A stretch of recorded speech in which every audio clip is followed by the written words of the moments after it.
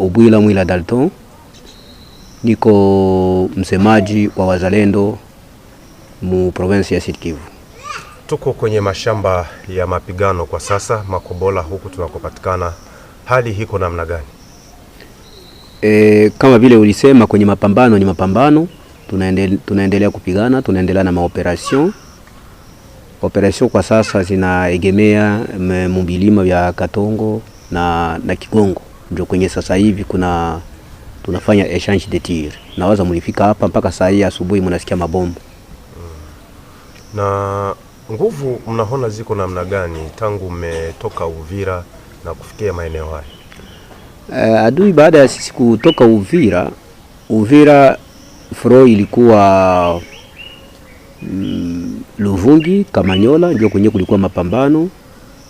Fro kidogo ikakia kusimama Mutalure, lakini adui aliingia Uvira, akukuta resistance Uvira. Resistance ilikuwa kule upembeni. Na wakati tulitoka Uvira sisi tulikuja kusimama hapa Makobola. Adui akaingia hapa Makobola, tukasimama nyuma kidogo. Lakini hapa kwenye mnaniona hapa Makobola, tulifika hapa tulimfukuza adui hapa. Hii Makobola ya kwanza na Makobola ya pili tumemfukuza adui. Kwa kusema nguvu za adui hana nguvu kabisa. Adui hana nguvu kwa sababu angekuwa iko na nguvu atungemtoa hapa. Sababu ukiangalia ile milima yote, hii milima ya Kasekezi, milima yote ya Munene, hii milima yote ilikuwa ukipena adui. Adui alikuwa alishanyang'anya hii milima yote. Na hii mingine milima yote yenye huko naona juu ya Makobola, hii milima yote adui alikuwa alishaikamata. Lakini kwa sababu tulijikaza na tulikuwa determine, tumemtoa mwa hii milima yote na tumemtoa mwa hii mingine yote, Kasekezi na hii Bangwe yote na Makobola ya kwanza ya pili tumemtoa. Basi hali ndio hivyo. Ni kusema adui tumemuangamiza, na mpaka sasa hivi tunaendelea kukamata watu wake na wengine wako wanakuja kujirandre.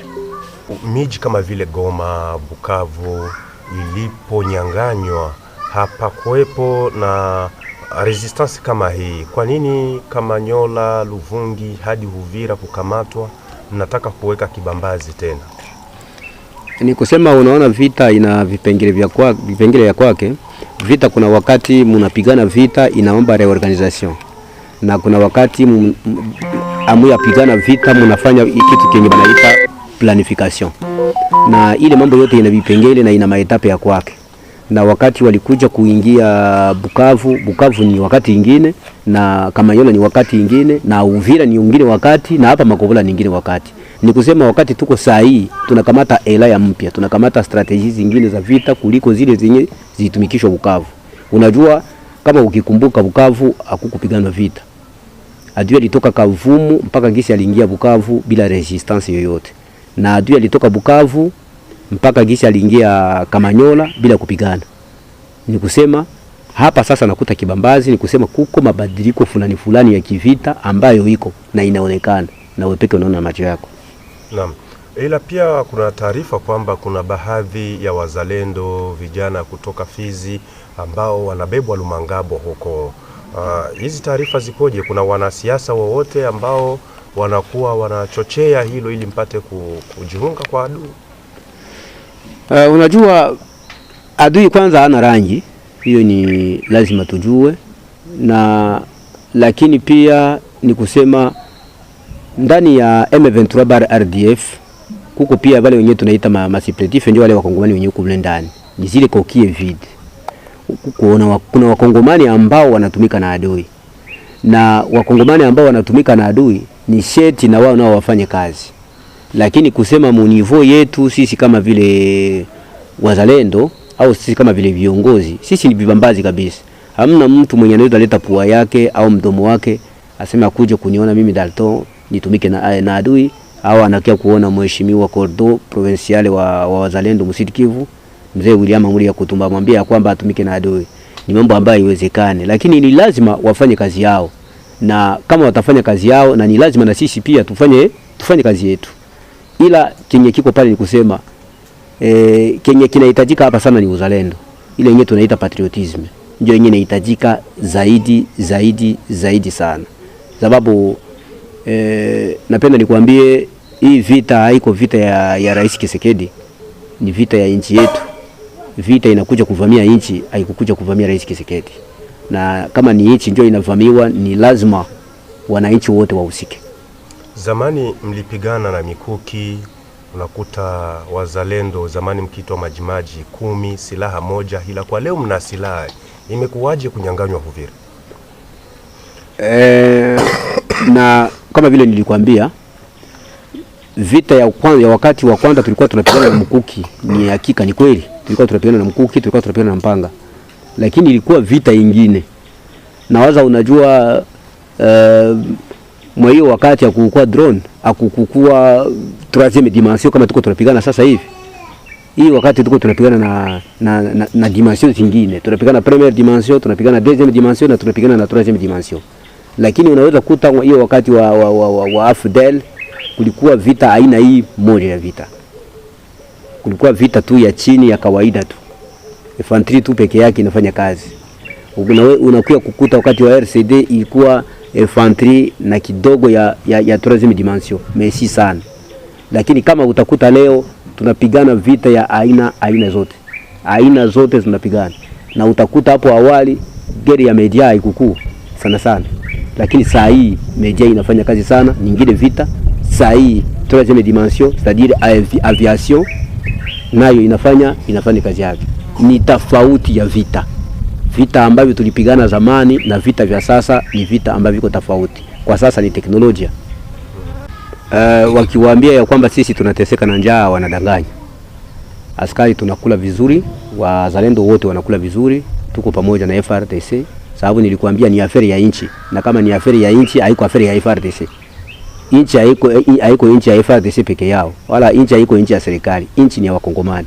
Na wakati mnatukuta sisi tuko si wote ndani ya mafro, tuna collaborate vizuri, na kama FARDC anakula na sisi tunakula.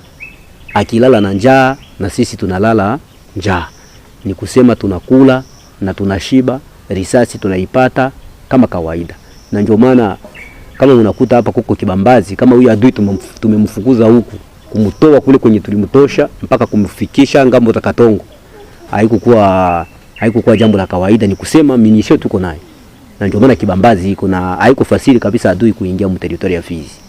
Malengo yetu ni kuendelea, malengo yetu ni kugomboa mji wa Uvira, malengo yetu ni kuingia Bukavu, malengo yetu ni kugomboa maeneo zote ambazo zinavamiwa, sababu nchi yetu ndio inavamiwa. Mtawezaji wakati mlikuwa Uvira na mkatoka? Ni hivyo ilikuwa. Uvira kulikuwa shida mbalimbali, na Uvira pia sitakosa kukuambia kwamba kulikuwa wazalendo na pia kulikuwa wazalendo feki. Na wale wazalendo feki walikuja walisumbua, lakini kwa sasa tumejikuta wazalendo halisi ndio wamekuwa hapa. Siko hapa kwa sababu ya kusema watu fulani na watu fulani, lakini nitakwambia ya kwamba kulikuwa vurugu sana Uvira zenye zingelipelekea vita isipigane kabisa. Lakini kwa sasa wakati tuko kimoja, hapa kazi ipo. Ndio. Nimerejea hili swali la kusema kwamba kuna wanasiasa ambao wanawakokota kuwabeba Lumangabo. Kubeba sisi Lumangabo, kwanza sisi nitakwambia ya kwamba siasa inaweza kuwa inafanya kazi yao. Lakini acha nikwambie kitu kimoja tu. Kuna ndugu yetu mmoja mwenye anaitwa Asambwa Hussein. Asambwa Hussein ni ndugu yetu normalement, ni Mkongomani. Tayari ni Mubembe. Anaendelea kufanya sensibilisation na anaendelea kuambia watu ya kwamba wazalendo hawataweza kitu. Lakini Asambwa Hussein anasahabu ya kwamba mbele alitukana Kagame. Anatukana Kagame jana na leo anakuwa rafiki wa Kagame.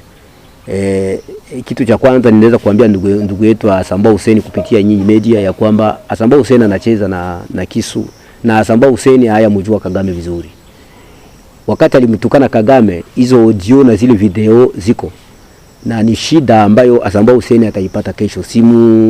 Simutakie mabaya, lakini siasa sio hivyo ambavyo Asambwa Hussein anapenda kusema.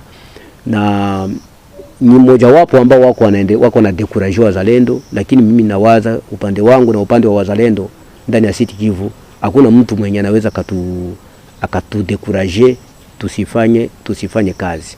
Siasa yao watafanya siasa yao, lakini wanafanya ile siasa si kwa faida ya Wakongomani, ni kwa faida ya Rwanda. Mtu anaweza kapate kazi, anaweza kampatie kazi kidogo, lakini ni faida ni faida ya Rwanda njo hii movement, njo hii agression iko.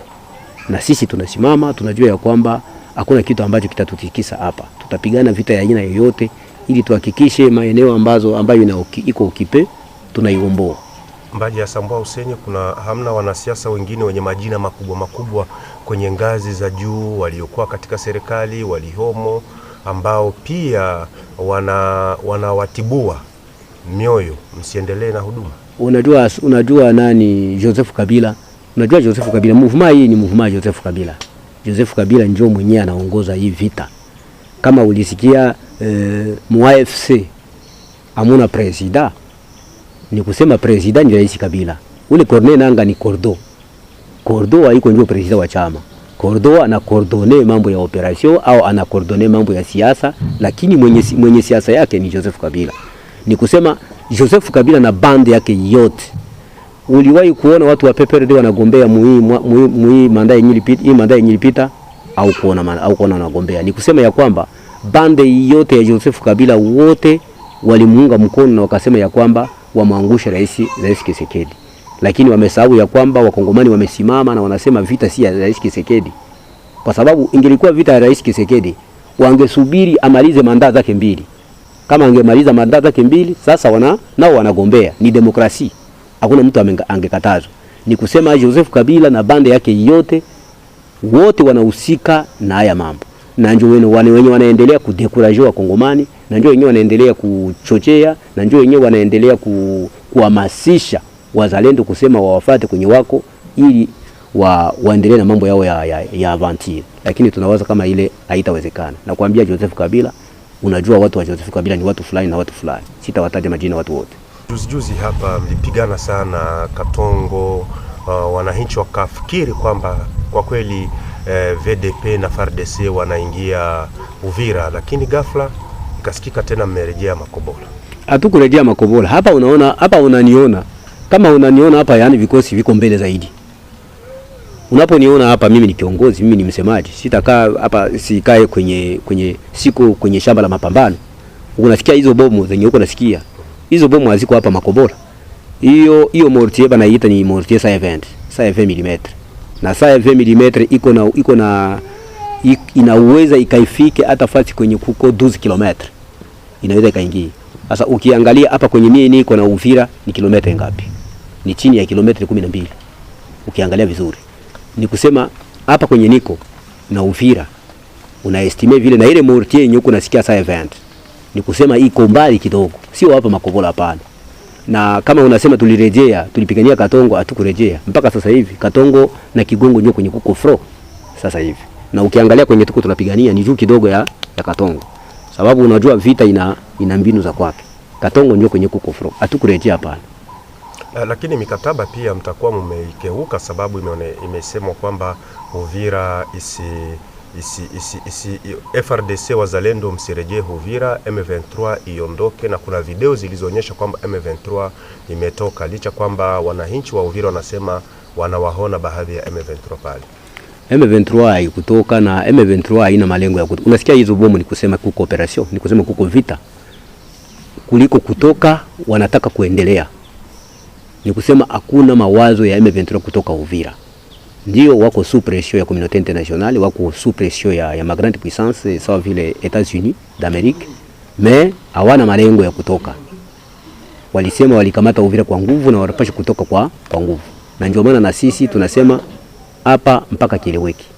Na mkiambiwa kwamba mrudie nyuma, msipigane, msingie Uvira, mrejee Baraka, hatuwezi tukarudie nyuma. Hakuna mtu mwenye yuko na ile uwezo, na hakuna mtu mwenye yuko na ile haki ya kuturudisha nyuma.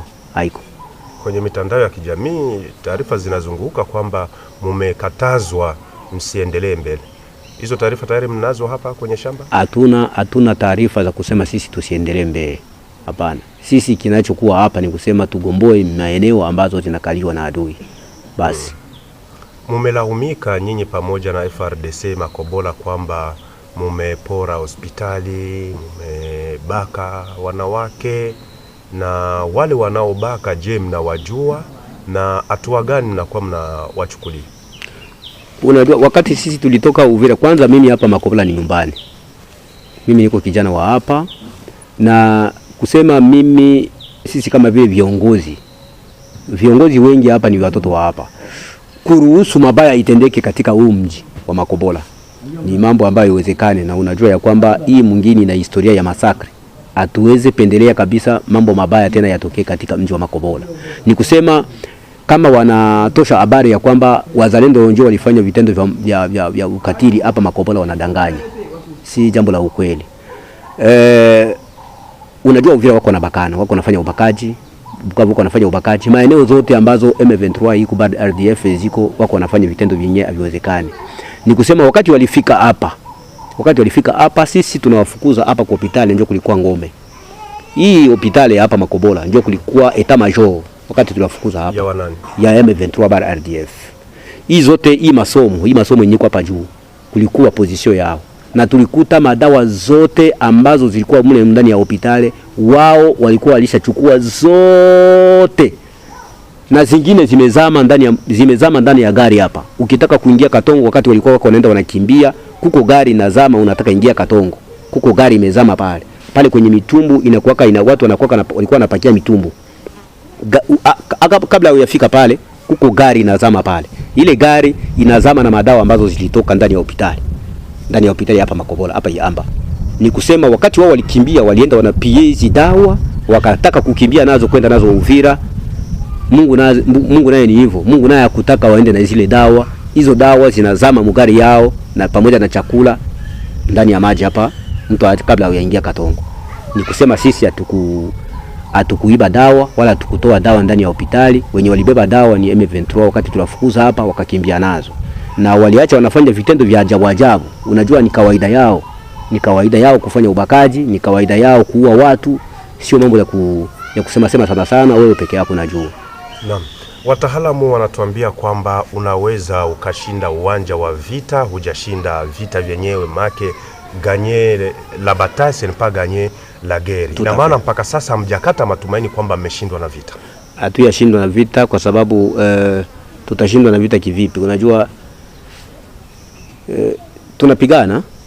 tunapigana na vita. Nilikwambia kama kwenye tulimtoa adui na mpaka kwenye tuko tunaenda tunamsogeza. Mpaka sasa hivi adui amekuwa mu defensive, anakuwa mkuchunga mwingine wa Uvira. Kama unaangalia vizuri au nikuelezee, saa hii adui amechunga mji wa Uvira. Amechunga mji wa Uvira, sisi tusiuchukue. Na sisi nasi tunataka nini? Tunataka tuchukue mji wa Uvira. Kuna tofauti. Yeye amekuwa mu defensive, sisi tunakuwa mu offensive. Tunasogea mji wa Uvira. Yeye ana protege mji wa Uvira.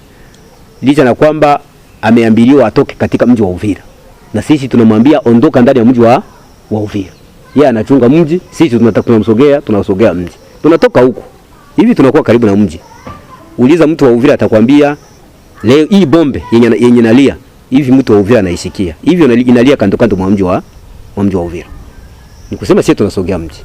Aturudie nyuma. Kuna kuko progression yetu. Mais hakuna progression ya adui. Kuko repli ya adui par rapport na kuishiwa nguvu. Ndio tunasikia maramforo zake zinakuja. Kuna wengine wanatoka Goma, wengine wanatoka Bukavu, wengine wanatoka Lumangabo, wanatoka wapi, wanakuja kupigana na sisi, lakini wenye tulitoa hapa au kuko wachache.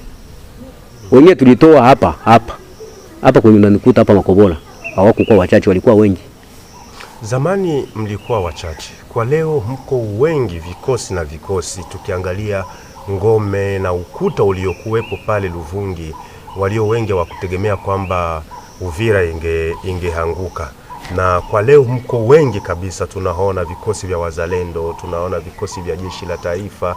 Lakini nyinyi ambao mnakuwa mnashambulia kutaka kuchukua mji offensive, hamsongi. Wakati kabla hawayakamata mji wa Uvira, unajua miezi yenyewe walifanya kusudi waingie Uvira. Sisi tuliingia Ruvungi mwezi wa pili. Ndio tuliingia Ruvungi. Lakini ukikumbuka walikamata Uvira mwezi gani? Wanakamata Uvira hapa nyuma. Tunafanya Uvira, sisi tunafanya Ruvungi miezi na miezi. Tunafunga pale. Ni kusema si kusema wakati unaanza vita na ndio wakati unaweza maliza. Hapana. Na wao vile nao ni watu. Vile wenye tuko tunaenda tunawasukuma, tunaongeza nguvu, na wao wanaongeza nguvu mpaka kieleweki. Lakini kusema kwa sababu tuko na apu populaire. Unajua raia ya Uvira wengi walikuwa wanawaza wakombozi ndio wanakuja. Sasa hivi watu wa Uvira wanajua, wanaona ya kwamba ni wavamizi ndio wanakuja, sababu watu pale wanakuwa wa esclave, watu wanakuwa watumwa. Sasa ni tofauti na jinsi walikuwa nafikiria, na watu wengi walichangia sana kwa mji wa Uvira kuanguka, lakini kwa sababu raia ya Uvira inaanza kutuita aseme tukuje, mkuje mtuokoe, ndio maana unaona tuko mbioni kwa kwenda Uvira. Niko na message ya kwanza raia yetu kwanza ya teritoria ya Fizi, ya Uvira na Kongo yote kwa jumla. Ni kusema hii vita yenye tuko nayo, kama vile nilisema, wasiwadanganye kama ni vita ya Rais Tshisekedi, kama inaenda kumuondoa Rais Tshisekedi madarakani. Wasiwadanganye. Hiyo ni message ambayo napenda kuambia raia yetu. Hii vita ni vita ambayo inakuja kunyang'anya nchi yetu.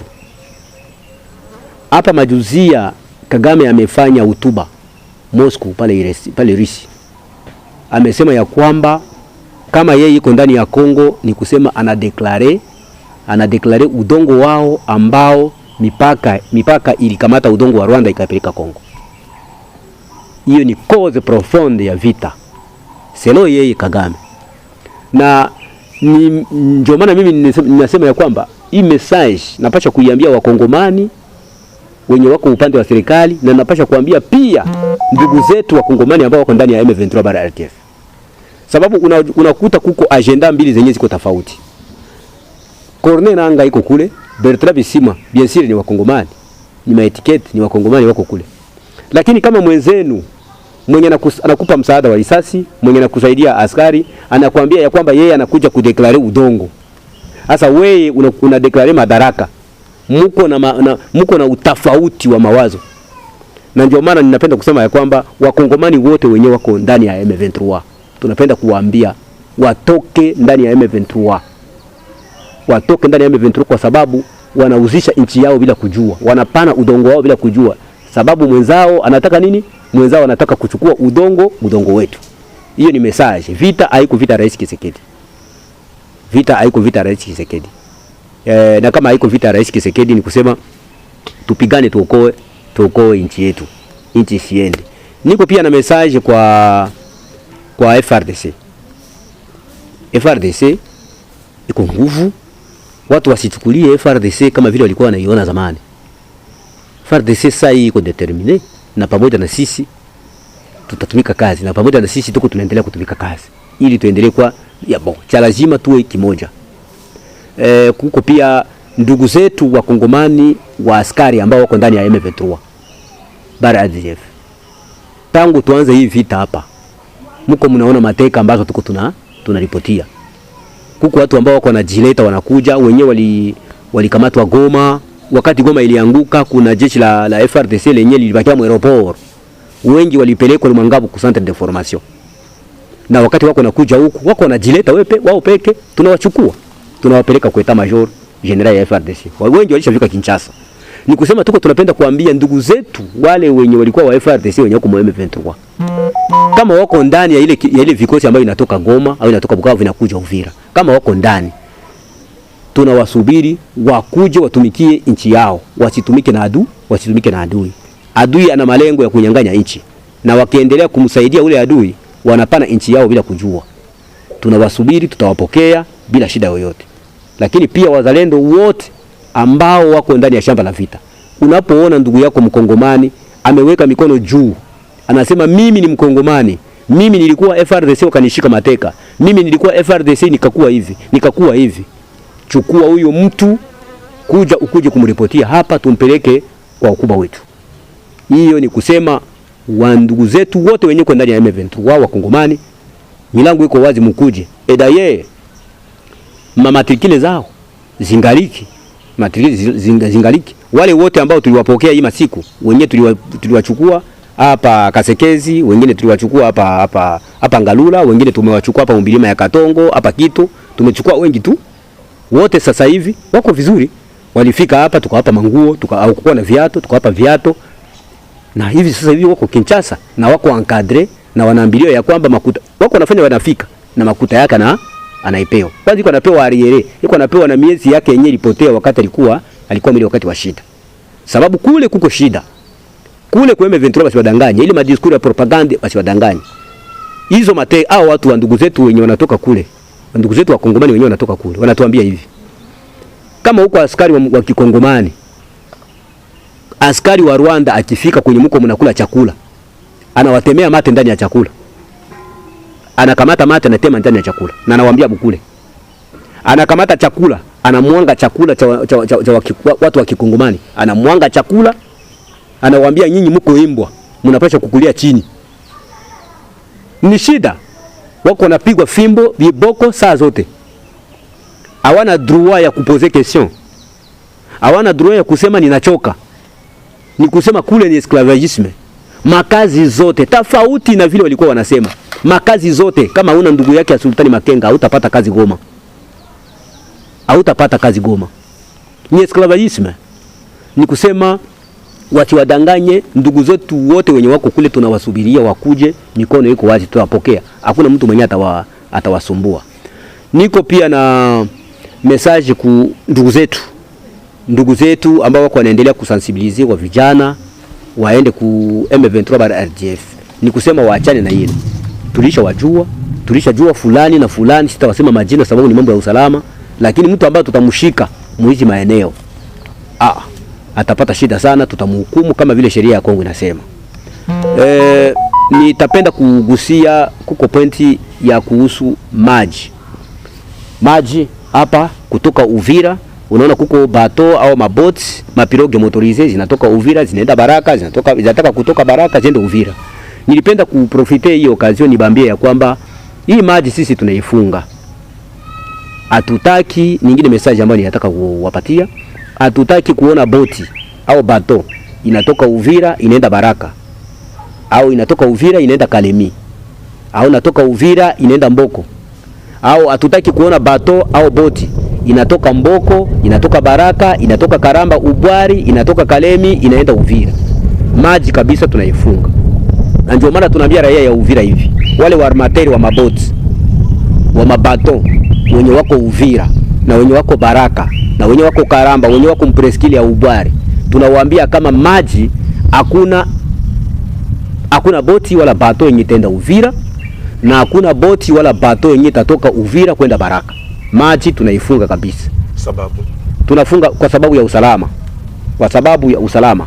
Boti itatoka Uvira, ni raia ndio bien sûr, lakini atuhakikishe ya kwamba eske ni raia.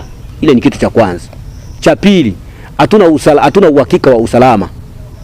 Atanyanganywa mumaji au utajua kama ni M23 au ni wazalendo au ni wanani wamefanya kitu kibaya. Na ndio maana kwa hii wakati tunakataa kwanza movement ya mumaji ya kutoka Uvira au kwenda Uvira. Tunaikataa kabisa, ni kusema tunahofia usalama. Na mtu ambaye tutamshika kwa hii wakati ambaye anatoka Baraka, anatoka Karamba, anatoka wapi, anaenda Uvira, mwingi tutamshika, boti yake tutaichukua, itakuwa na kazi ya kupeleka maaskari mafasi ambazo zitakuwa zinahitajika. Tutashusha watu wanafungwa na boti tunaichukua au bato tunaichukua, inakuwa na kazi tu ya kutumika kazi ya serikali. Na waza watu wananisikia, watu wa Uvira wananisikia, watu wa Baraka kupitia media wananisikia, na watu wa Kongomani wetu wananisikia. Watu wasilaumu. Hiyo hatua itaanza tangu siku gani? Hii hatua inaanza tangu sasa hivi. Hatua imeanza tangu sasa hivi. Tulikuwa tulifanya, lakini hatulikuwa hatua biofficialize. Wakati mimi kama vile msemaji wa Wazalendo msitifu ninavisema, ina maana ya kwamba ni order ambayo inatoka ngazi za juu. Tumekataa kabisa boti kutoka Uvira, bato kutoka Uvira kwenda maeneo ambazo sisi tunakonta. Saa moja na minute 14 hapa tuko siku ya 6, yaani samedi le 10 janvier 2026. Njoo leo. Nando hapo kabisa. Nando hapo tunakomea hapa. Tunasema ya kwamba tunakaza, tunasulinye. Tunasema hakuna boti bato itatoka Uvira yende Baraka, au kutoka Baraka kwenda Uvira, au kutoka Uvira kwenda Preskile ya Ubwari au kwenda Kalemi. Tunakataa. Au kutoka Kalemi kwenda Uvira. Tumepiga marefuku. Na waza mko mnaona mare yetu. Hiyo mare yetu hivyo sasa hivi wako wanaweka mazutu ndani ya mashini zao, waanze doria. Wasione kabisa chombo kinatoka huku, kinaenda huku, na kinatoka huku, kinaenda huku. Ni mambo ya usalama, hatutaingia ndani zaidi, lakini ni mambo ya usalama. Kwa ngazi za juu sasa mmefikiriaje kuhusu njaa kwa wananchi, mzunguko wa chakula? Mzunguko wa chakula ni kusema wakati wa vita ni shida. Vita ni shida. Vita hautasema wakati wa vita utashiba saa zote. Ni kusema tuangalie mwa huu muda kidogo kama mambo itatembea namna gani, lakini kwa kuhusu usalama tunasimamia kwanza pale.